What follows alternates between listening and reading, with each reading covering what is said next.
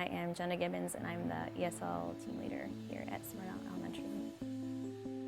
At Smyrna Elementary ESL, our particular department has a unique situation in that we have the largest ESL population in the county, and we have some of the lowest demographics as well. We provide students with the language that they need, but we also provide them with the background and the experiences they might not have in their home or growing up. So we kind of provide them with reading, writing, listening, and speaking skills, but also the essential vocabulary that they might need, whether it's kind of basic vocabulary versus academic vocabulary as well.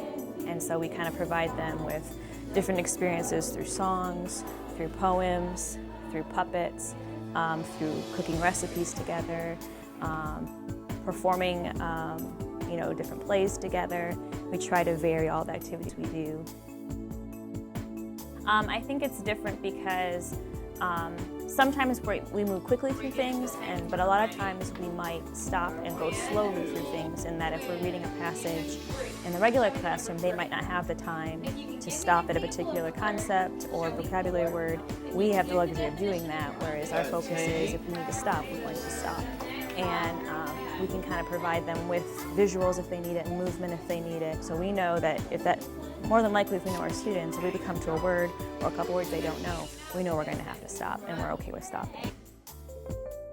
We have approximately between 800 and 900 students at our school. 8% are Asian, and our Hispanic population, we have 41% Hispanic versus we've got 39% Caucasian students.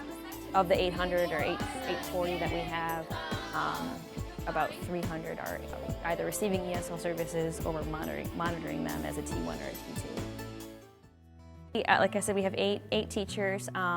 We share classrooms. So we have 2 classrooms in the building we share, which is a pretty small space where we divide our classroom in half and we each pull in our different groups. And then we have 2 portables outside where we do the same thing. And so throughout the day we have multiple groups coming in and out. You know, a lot of our groups, our students know that the other teachers' kids are going to be leaving, and considering all the distraction, they handle it pretty well. They're kind of used to it, but it does make it difficult. I think a lot of our students come from certain situations where other students at other schools might not. We have a particular population that comes from a country in Asia where they grew up in the jungle. They grew up with experiences that we cannot even imagine, but they've also not had the experiences that we have. They've never maybe picked pumpkins before. They've never been in a classroom, have never experienced sharing before, have never, even if they're a 5th grader. So we kind of have to be a mom, a dad, a teacher, a mentor, all of those things at our school. And we also have to welcome our parents here because they've never been in a school either. We also have 3 EAs who are our Spanish translators, and then we have 1 parent liaison. She is Corinne. They also have a unique job because they work in the classrooms with students. They help translate. So if a student doesn't understand something the teacher is talking about, if they're talking about cells, the translator might be, our EA might be in there, and she might kind of interact with them kind of side by side to kind of re-explain what they're talking about in their native language. And they are always coming in and out of the office helping parents with paperwork. They're answering phone calls. So they're busy, just as busy as we are.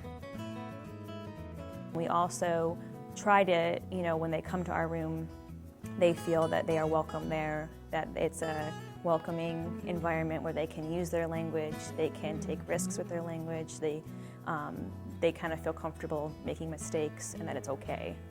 And we kind of get them ready for their classrooms so that they're successful in their classroom.